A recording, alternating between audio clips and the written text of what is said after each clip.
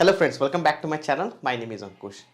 आज मैं आपके सामने कोई टेक्निकल चीज़ तो नहीं लेके आ रहा हूँ, लेकिन एक इंस्पिरेशनल स्टोरी है, रियल टाइम स्टोरी है जो मैं आपके साथ में शेयर करना चाहता हूँ। तो ये है स्टोरी मेरे फ्रेंड के बारे में। मेरा एक बहुत ही क्लोज फ्रेंड है। तो ये बात स्टार्ट होती है अराउंड 8-9 मंथ्स बैक।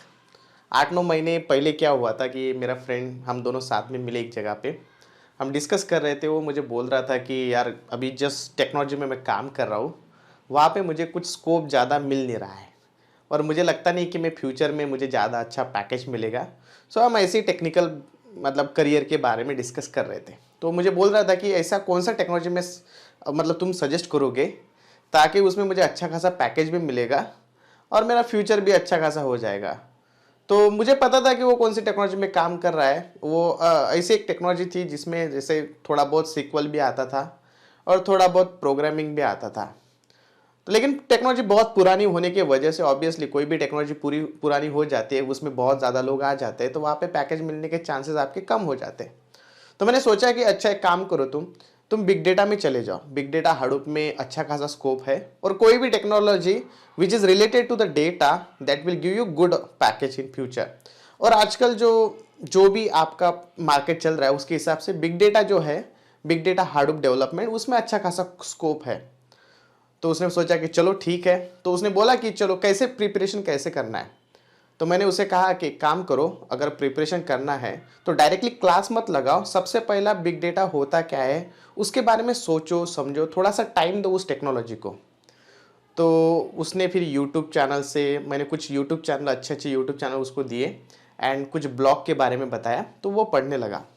2-3 दिन के बाद में वो मेरे पास में आया और बोला कि अरे यार अभी सीन ना क्या हुआ कि अगर मुझे इसमें अच्छा करना है तो उसके लिए मुझे प्रैक्टिस करने की ज़रूरत पड़ेगी। तो मैंने बोला हाँ ऑब्वियसली प्रैक्टिस तो करना ही पड़ेगा।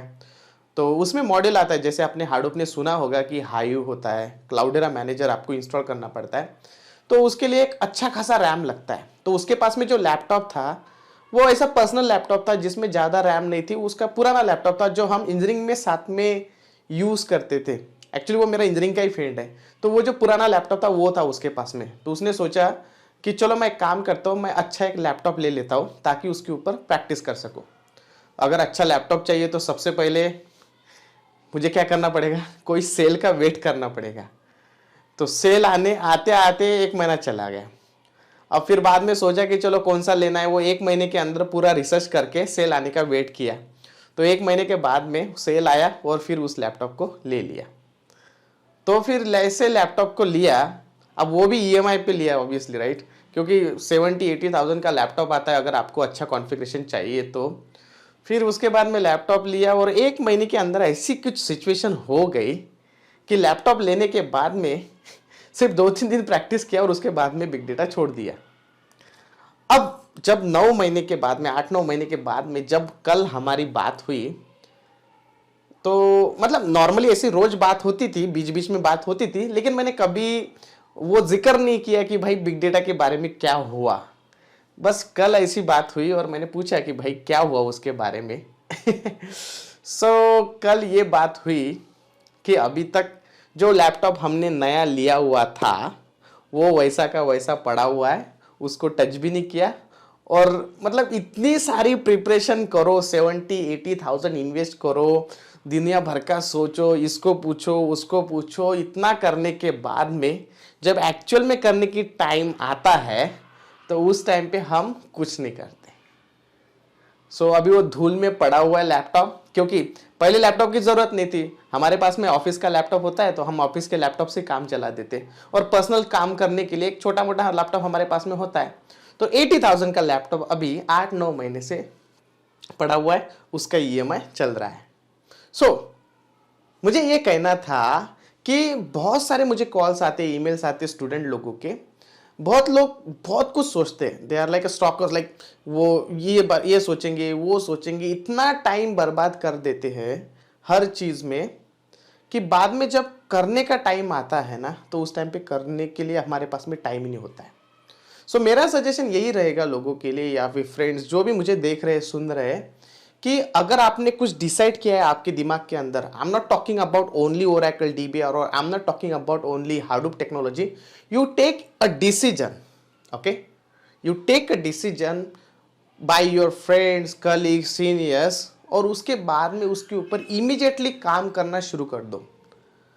अगर आप टाइम पास करोगे कि नहीं, अब हम जब इंजीनियरिंग टाइम में थे तो हमें पता है कि जब भी हम इंजीनियरिंग टाइम में हमें पढ़ाई करनी पड़ती थी तो हम लास्ट में करते थे, तो पहले तो कोई करता ही नहीं था। So that is the nature of human में। बट यहाँ पे सीन ऐसा है ना कि ऑलरेडी हमने, देखो, हम 21-22 ईयर्स में हम हमारा इंजीनियरिंग कंप्लीट कर देते हैं। उसके बाद में 24, मतलब उसके बाद में 2-3 साल तो इसमें चले जाते हैं कि भाई करना क्या है। मैं ऐसे भी लोगों से मिलता हूँ कि जिनकी एज आज 30+ है but still they don't have a job. Now obviously you know, तो 30+ अगर आप हो जाते तो उसका आपके पर्सनल लाइफ के ऊपर भी बहुत इम्पैक्ट पड़ जाता है। ऑब्वियसली 30 में एक्सपेक्टेशन होती है कि आपकी शादी हो जानी चाहिए, बीबी बच्चे and all those responsibilities will definitely come. और 30 के बाद भी अगर आपका करियर नहीं है तो something is wrong with you. लेकिन उसका टाइम गया नहीं है, अभी भी आपके पास में टाइम है। और मुझे ये कहना है कि 30 के बाद भी अगर आप यही सोच रहे कि मुझे करना क्या है, तो बहुत गलत हो रहा है। आप क्या करो, एक टेक्नोलॉजी को पकड़ो, कोई भी एक टेक्नोलॉजी। मेरा ये कहना है कि आप कभी भी टेक्नोलॉजी को ये मत सोचो कि मैंने 2 दिन ओरेकल पे काम किया, 2 दिन मैं हाडूप पे देख रहा हूँ, 2 दिन मैं इस पे देख रहा हूँ। नहीं, एक कोई भी टेक्नोलॉजी पकड़ो। जैसे आपने पकड़ लिया कि चलो मुझे ओरेकल डीबी आता है, अब ओरेकल डीबी आता है मतलब चलो मुझे बहुत सारे बंदे आजकल मैं देख रहा हूँ कि मैकेनिकल, सिविल, जो out of IT and computer के बंदे हैं, वो इधर आईटी में आने के लिए ओरेकल डीबी टेक्नोलॉजी को चूज कर रहे हैं, क्योंकि उनके लिए प्रोग्रामिंग में आना बहुत डिफिकल्ट होता है।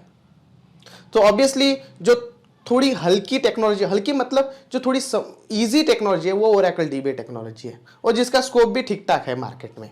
मैं ये नहीं बोल रहा कि विच is really booming technology, but yes, market में जॉब्स है अवेलेबल। तो मैकेनिकल बंदे, सिविल वाले बंदे, इलेक्ट्रॉनिक्स वाले बंदे, वो लोग ओरेकल डीबी को टारगेट कर रहे हैं। आप प्रोग्रामिंग में भी जा सकते हो, लेकिन बहुत डिफिकल्ट होगा, हॉनेस्टली स्पीकिंग बहुत डिफिकल्ट होगा। लेकिन मैंने ऐसे भी बंदे देखे हैं जो मैकेनिकल से डेवलपमेंट में भी आए हुए हैं। एक्सेप्शनल केसेस होते हैं जिनमें एफर्ट्स डालने की बहुत बहुत क्षमता होती है। अब सोचो कि आपने टेक्नोलॉजी डिसाइड कर लिया कि चलो मुझे ओरेकल डीबी में जाना है, तो उस पर काम करना शुरू कर देना चाहिए आपने। ये नहीं कि अच्छा ओरेकल में जाना है कि जावा में जाना है, सी में जाना है कि C++ में जाना है। ये टाइम पास करते करते करते आपने 4-5 साल गंवा देना, और फिर बाद में पता चलेगा कि भाई हाथ में कुछ नहीं मिला है। So take a decision and start working on it. Don't listen to the other people, negative people. There are lot of negative people will be there around you, they will try to distract your attention. Don't listen to they. एक decision लो, और उसके बाद में जब तक उसमें आपको job नहीं मिलती है तब तक उसमें एफर्ट्स डालो। और जिस दिन आपको जॉब मिलेगी, जॉब करते करते है ना, हमें अच्छे अच्छे लोग भी मिलते हैं मार्केट में। जॉब करते करते आपको खुद को ही समझेगा कि कौन से टेक्नोलॉजी में जाना है, अभी आप क्या काम कर रहे हो, उसका स्कोप क्या है, वो सारी चीजें ऑटोमेटिकली आ जाती है जब आप आईटी के बैकग्राउंड में, आईटी के एनवायरनमेंट में चले जाते हो, ऑफिस में जाना शुरू कर देते हो, लोगों से मिलते हो, उनके सजेशंस लेते हो, तो ऑटोमेटिकली बंदे अपने टेक्नोलॉजी चेंज करते हैं। First job is really really important guys. First job which is really hectic job, first job is always a hectic and literally difficult to get a first job. मुझे भी struggle करना पड़ा, सबको करना पड़ता है। तो फर्स्ट जॉब आपको अगर मिल जाती है, उसके बाद में अगर आपको second job, third job, fourth job, और टेक्नोलॉजी भी अगर आपको चेंज करना है तो आप इजीली चेंज कर सकते हो। तो मेरा कहना यही है कि कहीं से तो भी एंटर कर लो, और बाद में बाकी देखा जाएगा, क्योंकि एक बार एंट्री हो गई तो रास्ते ऑटोमेटिक खुल जाते हैं। ओके, सो यही कहना था। अगर आपको ये वीडियो अच्छा लगता है तो प्लीज़ इस चैनल को लाइक कीजिए, सब्सक्राइब कीजिए और शेयर कीजिए। इसी तरह से नए नए वीडियोस, नए नए चीज़ें यहाँ पे आती रहेंगी। अगर आप ओरेकल डीबी टेक्नोलॉजी या फिर हाडूप टेक्नोलॉजी सीखना चाहते हो तो अभी एक नई बैच स्टार्ट होने वाली है, आप मुझे कांटेक्ट कर सकते हैं। Thank you so much, bye bye, see you again with the next video.